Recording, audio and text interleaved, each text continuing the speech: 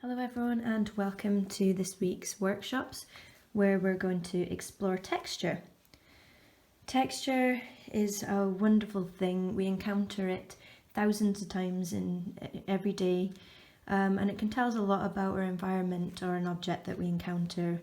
You know, we know that if we are attracted to something or repelled by it, we might know if it's a danger to us or if it's just appealing through its texture. So in the upcoming videos we're going to go back to basics and we're going to get a little bit touchy-feely and do some experimental mark making and really work with that concept of using texture to add visual interest and more depth to our artwork. But first I'm going to show you a few examples of how artists use texture and the different types of texture you encounter in the art world. So you have two types of texture. One is actual texture, which is tactile and 3D. So if you touch it, you could feel it feels the way it looks. Or you have implied texture, which is, for example, something like this. This is a very old paintings from 1591 by Sanchez Cotan. I hope I've pronounced that correctly. But here you can see how all the different textures of the fruit and vegetables have been represented in quite a realist way. You can really imagine how that would feel to touch them. However, if you did reach into that, even with a real piece, you would find that actually it's just a smooth surface with very little texture, physical texture. Another example of applied texture would be this example of John Singer Sargent, who's used the brush strokes to give the idea of the grass and the textural quality of the grass. I think this is a very good example in that, you know, it makes you want to reach in and touch the grass. You can almost hear the rustle of the grass as if the wind were to blow through it. But in terms of more tactile texture, I've got an example here which is by sculptor Alberto Giacometti. You might be familiar with his work. But his work is very textural, and in this example you can see actually the process, the texture enhances the understanding of the process he's used essentially. So you can see that he's built that up. You can see his thumb marks or his toe marks that have been left, and he's carved in to create all these different textures. And you think of this in comparison to maybe a more traditional sculpture, one that would be, you know, carved out of one of the classical sculptures that are carved out of marble. It's quite static, whereas this has more of a sense of the character and movement, and you have, I think, a feeling that this person, you know, really lived and breathed, and there's a real kind of human behind this study. Another, zoom out a bit there, sculptor who explored texture as well as form and different shapes was Barbara Hepworth. She's a big favourite of mine, but she, you know, explored lots of different materials, so that's a way to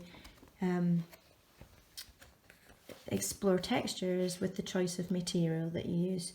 And a lot of our work would be plaster, so this is very carved away, very smooth, in contrast to Giacometti's.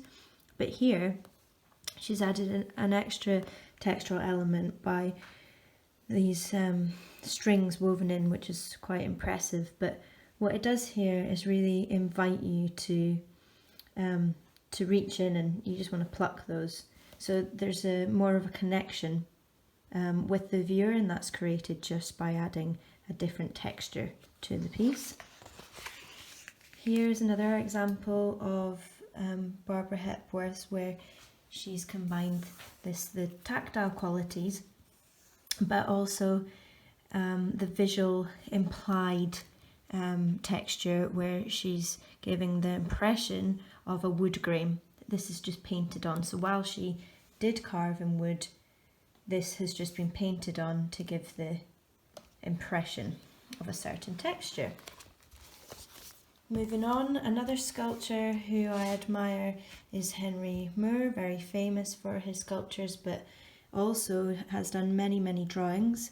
And I think the front cover of this book is just really quite delightful when you're thinking about textures and how they can be created just through different applications of your mediums and mixing up your medium. So this is mark making, which we're going to do some more of, but you can see different ways of applying. There's some hatching, some scribbles, some layering up, all creating a lot more interest and depth to this drawing. And there's a particular example here, sorry I don't have a bookmark in place, where he's used wax resist and an ink wash to create all this lovely textural quality that represents the drapes in the fabric and how the light would, the very limited light in this air raid shelter where these two women are, where the light would touch the drapes of the fabric. And then also this different textural quality here, where it's used more kind of scratching marks, and the way he's ordered these marks, I think, adds to the sense of how claustrophobic it would be in an air raid shelter. But it looks quite 3D, and that's just created through the different textures used. Finally, I want to show you Joan Eardley. If you're not familiar with her work, I highly recommend you looking into it. Fantastic Scottish artist, and hopefully this will inspire you a little bit. Here, an example of her application using a certain application of paint to add a textural quality to it. This is a piece in Summerfields. She would sit repeatedly in an area to try and capture the environment, and this led to even including another element of texture, which is tactile. And if you were to see this in real life, you'd appreciate better that there are actual grass stalks in there, included in the painting itself. So there's grass stalks, there's seeds. So it just really helps bring this artwork to life. Also, you'll see how the sky here is a lot smoother. So yes, there's look at those lovely free brush strokes here, but the kind of soft and smoothness in comparison to all this energetic texture and layering here creates a sense of depth and perspective. Her work really uses lots of different textures, and I wanted to show you this before we move on to some more videos about mark making. But here you can see how she has just used lots of different marks with charcoal and pastel and paper to capture the energy of a storm. You see?